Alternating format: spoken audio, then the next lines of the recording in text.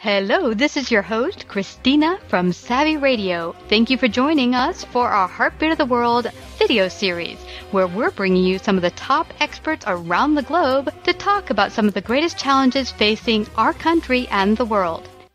Our guest today is Chad E. Cooper, successful businessman, motivational coach, community leader, loving businessman, and elite athlete. Shares his latest book, Time Isn't the Problem, You Are, 4 Strategies to Transform Stress into Success. Today, Chad shares how small radical changes lead to huge results. Find out more about Chad and get his book today and take his free 5-day challenge at chadecooper.com/challenge. Hi, Chad. Welcome to Savvy Business Radio. How are you this evening? I am doing fantabulous. I'll make up words and go with that. So doing great. Yeah, well, I can relate. I like to say awesomer instead of awesome. So it's fun sometimes just to play with words. And actually, you mentioned that in your book a little bit, the power of language and how that can help you succeed and stop procrastinating and getting your own way. You're the author of Time Isn't the Problem. You are 4 Strategies to Transform Stress into Success. We don't want to take your success and make it stressful. No, yes. No, we want to turn the stress into success. So thank you so much for joining us. But you've written a great book to help people get out of their own way and build success. Before we go to sharing all of your great tips or some of your tips, because we want them to go get the book, share a little bit about your backstory and what brought you to writing the book and becoming an entrepreneur. So the short version is I retired the first time when I was 35 years old. And most people don't have that luxury or that benefit to be able to do that. I retired from a small little computer company you've probably never heard of called Microsoft. Yeah. Probably heard of that. Being a business savvy person, I hope so. When I hit 40, I had accomplished and applied for the Guinness World Book of Record of the most popular bucket list items. I accomplished 90 or 900 of them by the age of 35. And by age 40, I went, tell me this isn't all there is. God willing, I've got 40, 50, 60 years left in front of me. And I can't believe that I've peaked. And so it was a selfish pursuit initially. And that was, I needed to work backwards and find what was it that allowed me to be successful in those first 35, 40 years. And so I was able to crack that code. And then what I did is I took that and I said, how can I move it forward and test and see how I can actually make it a formula that other people can use. There's a lot of people out there that will say, hey, I've cracked it, created a formula and cracked it, but they've done it for themselves and it doesn't always treat well for other people. And this is designed to be able to get past the 80s and 90s time management stuff that really doesn't apply in today's world. Back then you closed the doors, it was a 9 to 5. You didn't have all of the social media and email and smartphones, et cetera, just constantly coming at us. And so the solutions here are to be able to integrate a belief system, the meaning using specific pieces, the rule of 168 hours, which I'll go into, and integrating that with technology. So it can be used old school, paper and pencil. It can be used with new technology. And it's really about being able to create a lifestyle that you would say is legendary. That is so awesome. And I remember hearing in your book, because it's an audio book, the mention how often people will say, hey, I have this bucket list of all these things I want to accomplish. And often they don't get to many of them, if any of them. And what did we just talk about before the interview? How many people set up even resolutions? I'm going to lose weight. I'm going to do this, that, whatever. And 1 week into the resolution, it's over. What gets in our way from wanting to have the life we want? What do we do to cause that? Well, there's several things that can get in the way, but often what I see today is, I believe Steve Jobs got it right when he said he was passionately opposed to to-do lists.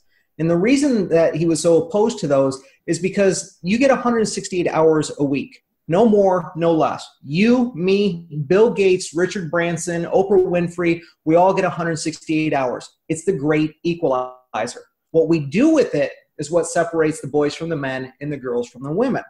And so when we have a calendar that we fill to the brim and we forget to put any personal things in there or recharging or padding, it's not just for furniture, then we take a to-do list. Well, to-do list is nothing more than another calendar with a different skin.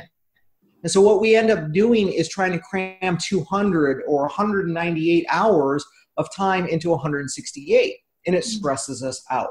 And so we never get to the bucket list, or we end up having to run away from our life in order to go on a vacation and try to recharge our batteries. And so what I do, the premise is to understand what recharges your batteries and make sure that you put those in first, and then change the meaning, reframe the things that you still need to be committed to so that you look forward to doing those. They become a I get to versus I have to. Does that make sense? Yeah, it absolutely does. And it's interesting because I have heard people say from the beginning of time when it comes to time management, schedule, put everything in a schedule. And it's true. We often put so much in a schedule. And I would stress myself out when I had to say, put out a newsletter to my crew out there. And oh my gosh, I only have 1 more hour left and I've got to get it all done. And if you don't get it done, then you're feeling the stress not helping you work faster and more efficiently. So I like the fact that you're not, saying on an really super tight schedule and doing what recharges you first. How do you discover what that is and not let that take over your whole life? Because I can just imagine going to the park and chilling with my dog and making that a whole day event. Yes. So there's 2 pieces in what you said. The first is that we need to have that padding. And if you read my book, which is in Kindle, paperback, or audiobook, so there's no excuse that you can't find a way to make it fit your lifestyle. But if we look at that, I'll refer to Bill Gates when he was talking to Warren Buffett. And Warren Buffett, Bill Gates is the technology guru, right? He's the guy that put a desktop on every household desk. A PC, how about that? A PC on every desk. And he said Warren taught him that having a calendar crammed to the brim and being busy isn't an indication of your level of seriousness. That we actually need that space, because in that space, in that padding, in that silence, that's where our creativity comes. And so in today's world, we have so many things coming at us from Facebook. Nothing wrong with Facebook. I'm not picking on anybody. But from social media to all the streaming videos to email to our smartphone going ding, ding, ding, all these notifications, that we never have a place where we can just breathe. We can just create that presence. And so we need that in order to be creative. We need that for that silence, so that the second part of this, and it's really one of the key niches or differences, is being able to get back in learning what our purpose is. So especially business owners, often we think, well, my purpose is a thing, right? It's a bunch of things. And people are surprised when I say your purpose is not a thing. Your purpose is a feeling. Your purpose are emotions. And so the exercise I give to people, so if they walk away with nothing else today, can I give our audience an example? Yeah. Awesome. So what I tell people to do, and I invite them to grab a pen and paper or whatever they may use, and I say, think back about 2 or 3 of your happiest memories. Whatever, how far ever that requires you to go back, but 2 or 3 of your happiest memories, and write down as much of what you can recall about those in as much detail, paying specific attention to the feelings and emotions that you experienced. And so you write literally 2-3 paragraphs for each. Most people would be like a sentence or 2, but get really clear. And when you do that, after 2 or 3 memories, and then you can go 5 or 7, you circle all the feelings and emotions, and you're going to see certain words keep repeating. Those are your core values.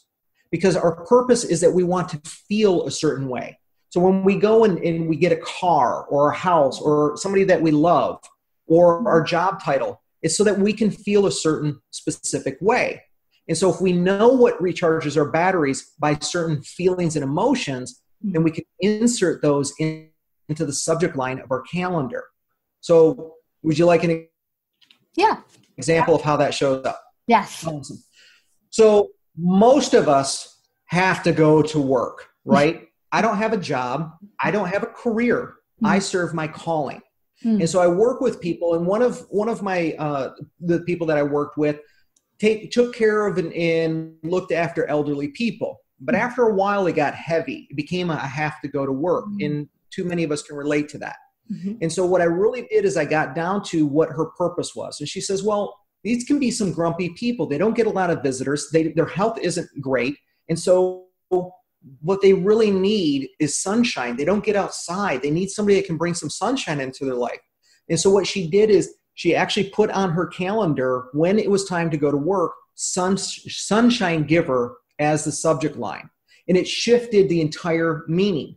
So this isn't about radical shifts of, hey, you have to make a hard right in your career or in what you're doing. This is about little adjustments, changing the meaning of existing vehicles. So they move from that, I have to do it, and you actually look forward to it. They're recharging your batteries because the meaning is embracing and supporting your real purpose. This is fascinating. This brings to me two things it recalls for me.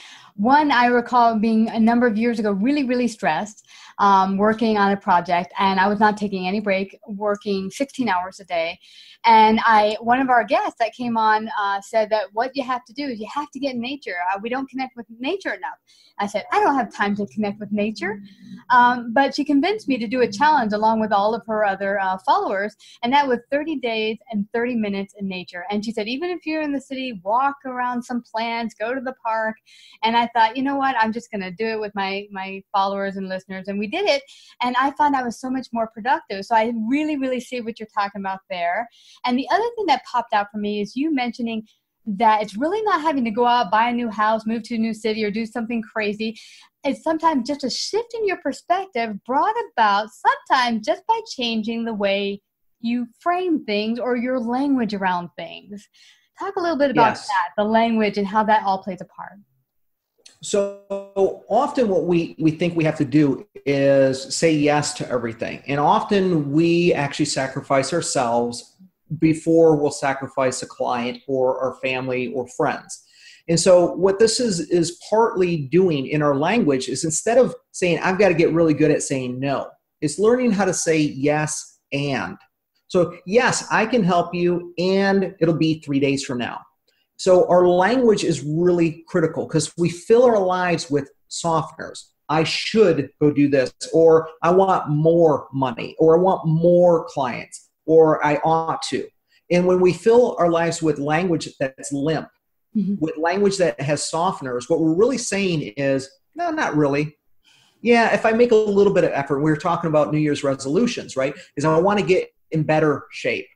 What's the difference between I want to get in better shape and I want to be in shape? I want to get in shape. Yeah. It's completely different paradigms.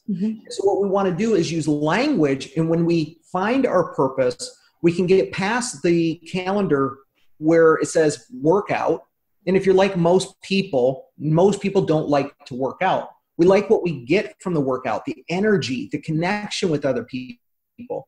And so when we can look at and integrate that activity or that vehicle with our purpose, then we can fill it with things like my calendar will say, building slow and strong to go beyond. And the purpose in that, what that means for me is this is a marathon, not a sprint. This is about being able to connect with other people. So I need to be healthy physically so I can lead teams in developing worlds. I can do amazing adventures and do the Navy SEAL Bud School with people that are well over the age for Navy SEALs, but they still have something in the tank. They want to see what their medal is worth. And then we combine that with charity. So what we do is we take the vehicles that we're familiar with and we combine them with the emotions we're really seeking, and we can create extraordinary experiences, what I call legendary lifestyles. Ooh, I love that. That's awesome. And I love the way you framed that about exercising. Recently, I found I was so stressed, just like I was a number of years ago with that 30 days and 30 minutes in nature.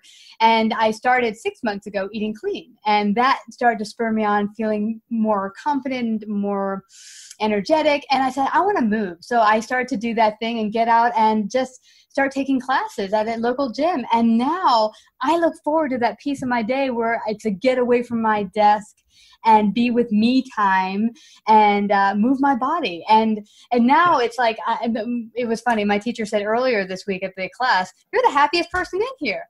And I think you're right, Chad, that when you come in there with the perspective, no matter what it is you're facing, oh, I have to go do this, to woohoo, makes the biggest difference to your success in something. Indeed. And so when we look at the things that are already on our calendar, one of my favorites that really transformed my life is when my son was born. I've had the privilege of being able to take him to school since before he was even in preschool. So when he was in daycare, as an example. And how many of us feel guilty as a parent that we don't get enough time with our children, right? We're like, I'm so busy with my career, or so busy trying to take care of things that we shortchange, and we feel that we're not giving enough undivided or quality attention to our kids. So we miss the opportunities when they show up because our language isn't supporting the experience that we would like to have more of. So most of us may drop our kids off at the school bus stop or drop our kids off at school, and we can get grumpy in that process. So I live in Florida where there's not a whole lot of busing systems. I walk my son to school. And so I changed it from drop my kid off at school to I have safely traveled, spending quality one-on-one time, transporting my son to an extraordinary day. Now, that's a lot in a subject line. But here's the thing, is there's 3 subliminal messages in there. One's safely traveled, which means that I've left time to deal with construction, congestion, or maybe that person that's giving you that, special hand signal that cut you off. So we're not being the example of who we show up less than, but we're being that extraordinary example to our kids and having the patience because we left with enough time. Safely traveled, spending quality on one-on-one time means that my son isn't in the back seat tuned into a smart device, a tablet or a phone, while I'm on the phone returning a phone call or listening to a voicemail. Here's a quality opportunity that we miss because we don't know our purpose. And so when we do that, we can structure that in a way that allows me to ask my son 2 questions every day. And so, yeah, it's a sacrifice, but it's a get to. It recharges my batteries to take my son to school. And I ask him, what's the best part of your day today going to be?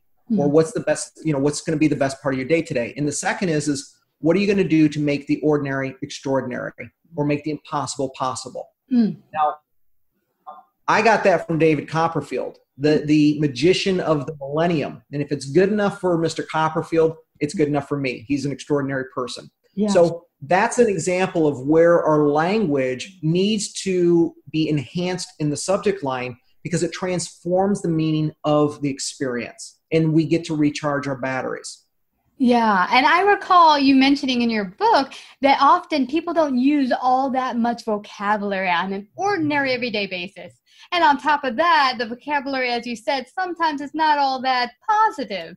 I have to go do this, or I have to drop my kid off, turns into an obligation instead of something I'm excited to do because it's my child. Now, you also mentioned, which I thought was quite funny, is that people around you were like, when you started framing it very positively and sometimes rather long sentences to get all the bits you wanted to, people are like, what the heck are you doing? How do you get past the naysayers, and how do you really begin to focus your mind to think like this? Initially expect that people are going to question, and the ones that are going to question you the most are probably your closest family and friends, because they see you behaving in a different way. And most of us find that change is temporary. And so the goal here is not to just do something that is inspirational, but really transformational. And so it's about saying, I'm not going to continue to accept whatever I get. An example of that is, okay, I'm going to give you a $5 raise. And you're like, really? I think I'm worth 5,000, but okay, I guess I'm worth 5. You accept what you get. And so when we use deliberate language, instead we say we're going to get what we accept. So understand, people are probably going to poke fun at you. For 2 weeks, I started doing this. And this is back in the day, people could see your calendar. Today, just mark it private and nobody has to see it. They just see it as busy. And when you do that, what happens is people will be like, what the heck are you doing? This is not appropriate. You're in a business environment. 2 weeks later, every single person came back and said, I don't remember exactly what was in there, but man, it stood out. Show me what you did because it resonated and I see the results. So stick with it and you will see the results. And results shut down naysayers every time. They're like, give me a piece of that. Absolutely. Yes. But also, you didn't just put it on your calendar. You also changed your language. And did that get a little bit of negative feedback, or people were like, what are you talking about? Did you get a little bit of that? It was a great exercise for myself. I'm a former United States Marine. We know about 12 words. I'm happy, I'm sad, I'm pissed, right? Average person uses 12 emotions. That's it.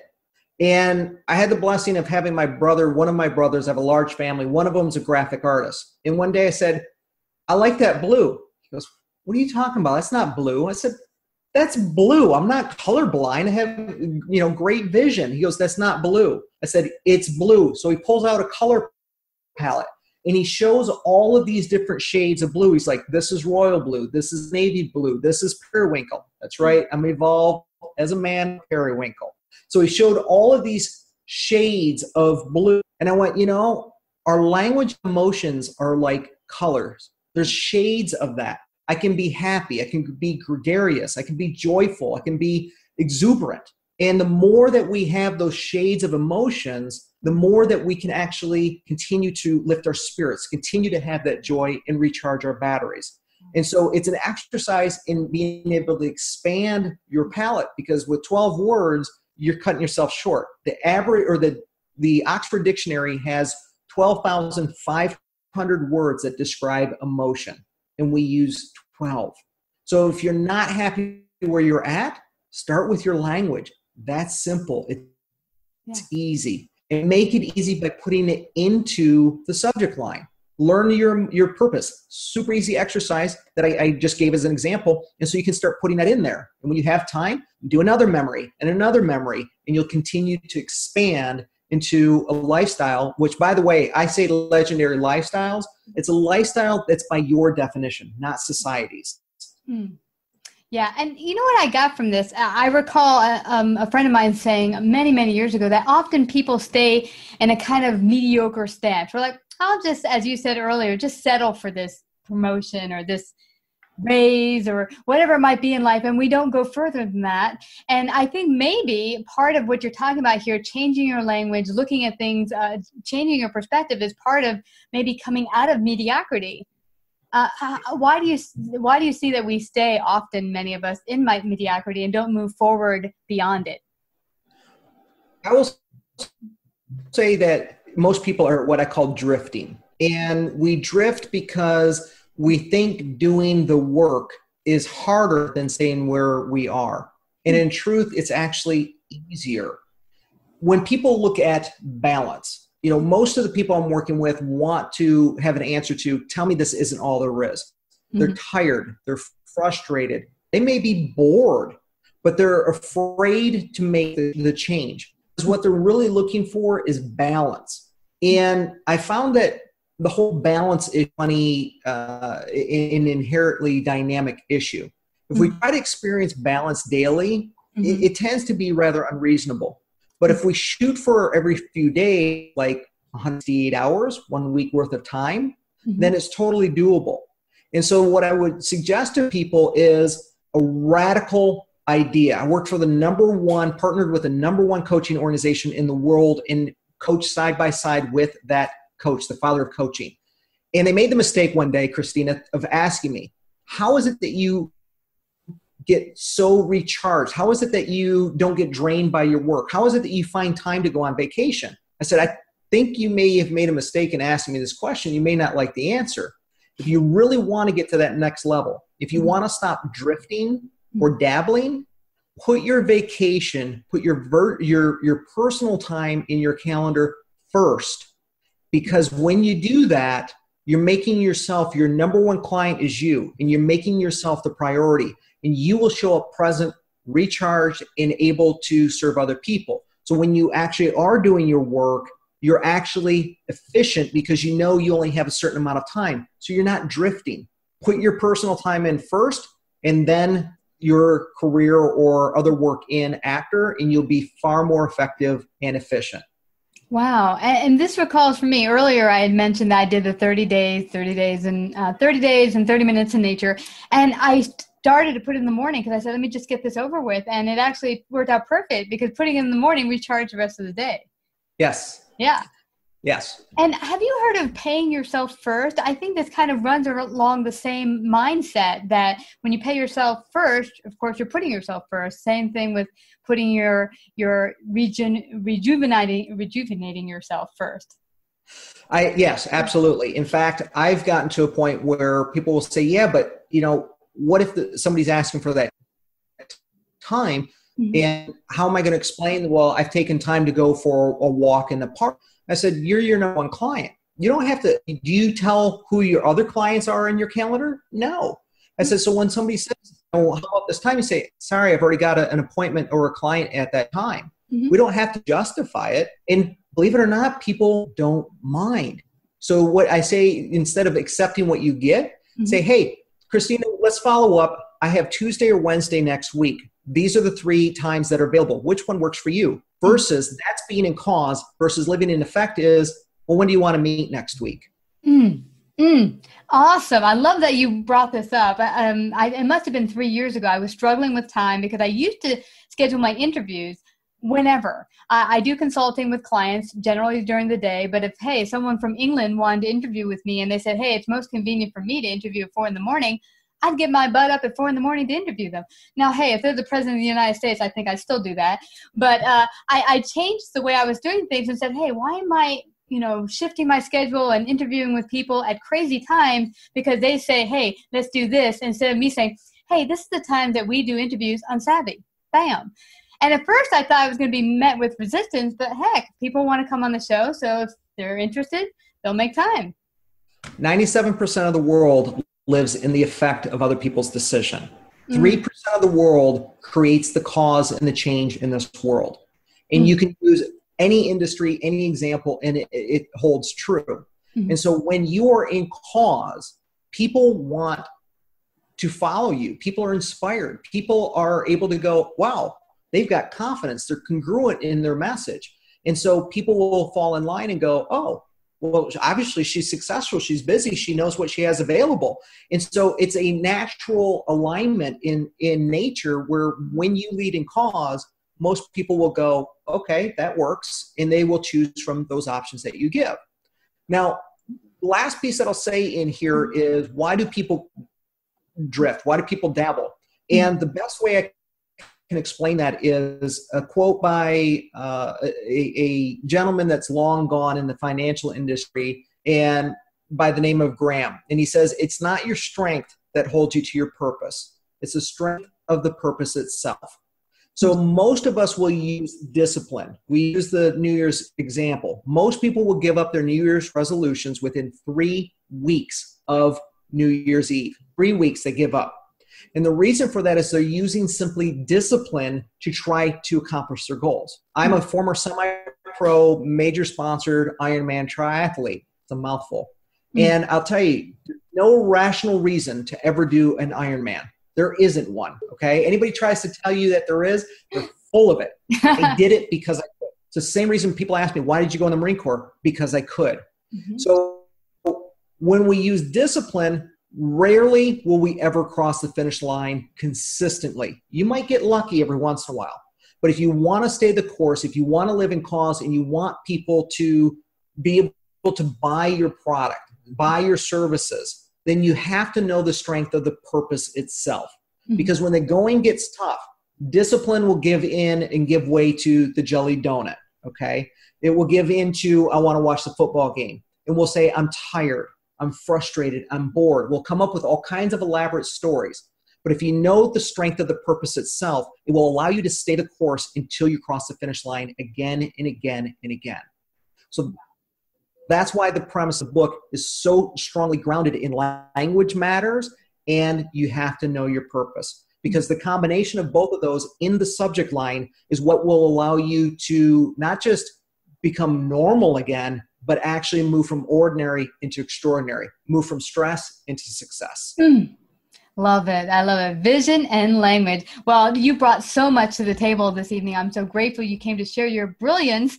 But I want you to now share with our audience how they can get your wonderful book and find out more about you and work with you.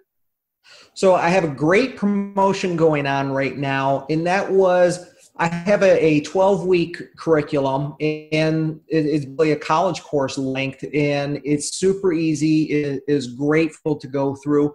But sometimes people want to see, do I have the foundation? Am I even able or ready to be in a legendary lifestyle?